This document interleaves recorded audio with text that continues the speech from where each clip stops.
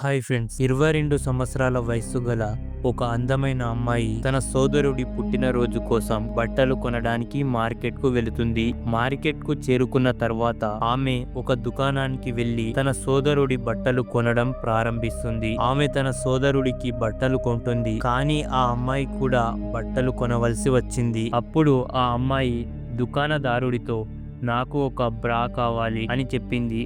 ఆ సమయంలో 60 ఏళ్ల వ్యక్తి ఆ దుకాణంలో బట్టలు అమ్ముతున్నాడు మరియు ఆ అమ్మాయి మరియు ఒక స్త్రీ కూడా అక్కడ ఉంది. దుకాణదారుడు అమ్మాయి మాట వినగానే నువ్వు ఏ సైజు వేసుకుంటావో అని అడిగాడు. ఆ అమ్మాయి ఏ సైజు బాగుంటుందో నీకు తెలియాలి. ఆ వృద్ధుడు ఆ అమ్మాయి వైపు చాలా జాగ్రత్తగా చూస్తున్నాడు. ఆ సమయంలో ఒక స్త్రీ బట్టలు కొనడానికి అక్కడికి వచ్చింది. ఆమె ముందు నా పని చెయ్యి, ఆ తర్వాత ఈ అమ్మాయి ఏమి అడుగుతుందో అది నువ్వు ఇవ్వు అని చెప్పడం ప్రారంభించింది. దుకాణదారుడు త్వరగా ఆ స్త్రీకి బట్టలు ఇస్తాడు మరియు ఆ స్త్రీ దుకాణం నుండి బయటికి వెళుతుంది. ఆ అమ్మాయి త్వరగా రండి, నాకు ఇంకా కొంత పని ఉంది అని అంటుంది. వృద్ధ దుకాణదారుడు మేడం, ముందుగా నేను మిమ్మల్ని జాగ్రత్తగా చూస్తాను, అప్పుడు మాత్రమే నాకు సరిగ్గా తెలుస్తుంది అని అంటాడు. ఆ అమ్మాయి నన్ను చూసి ఏం చేస్తావు, నేను అడిగినది త్వరగా ఇవ్వు అని అంటుంది.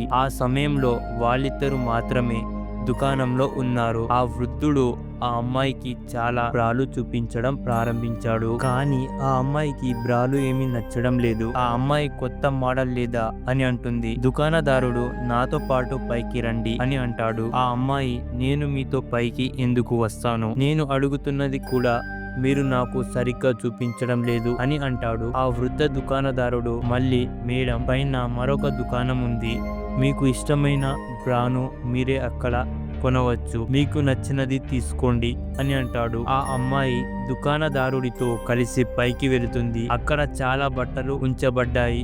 ఆ అమ్మాయి తనకు ఇష్టమైన బ్రా కోసం వెతకడం ప్రారంభిస్తుంది. కొంత సమయం తర్వాత ఆ అమ్మాయికి ఒకటి ఇష్టం.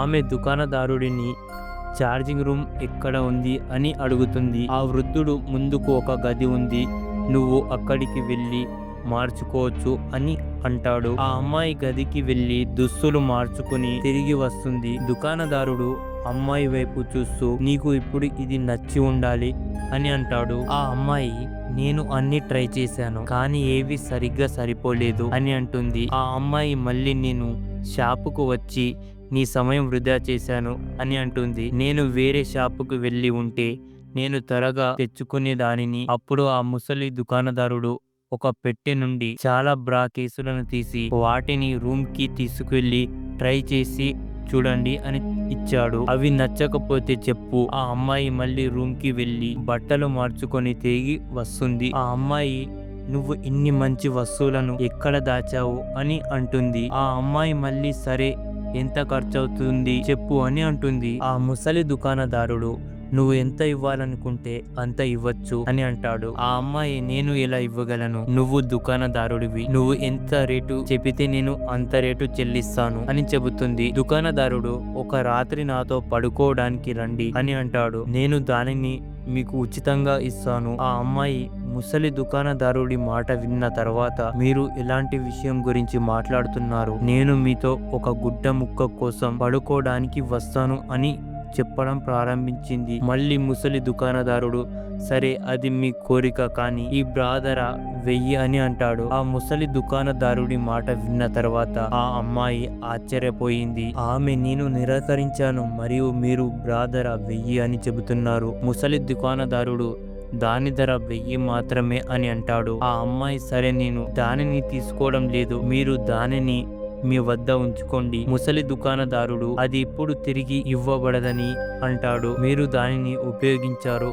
నేను ఉపయోగించిన దుస్తులను నేను ఎప్పుడు తిరిగి తీసుకోను. అప్పుడు ఆ అమ్మాయి కోపంగా మీ భార్యకు ఫోన్ చేయండి అని చెప్పడం ప్రారంభించింది. నేను ఆమెతో మాట్లాడాలనుకుంటున్నాను. ముసలి దుకాణదారుడు నాకు భార్య లేదు కాబట్టి మీరు ఎవరితో మాట్లాడతారు. అక్కడ చాలాసేపు సంభాషణ కొనసాగుతుంది. ఆ అమ్మాయి సరే, నేను ఉచితంగా తీసుకుంటున్నాను, ఇదిగో నా మొబైల్ నంబర్ తీసుకోండి, మీరు ఎప్పుడు ఫోన్ చేసినా నేను వస్తాను అని అంటుంది.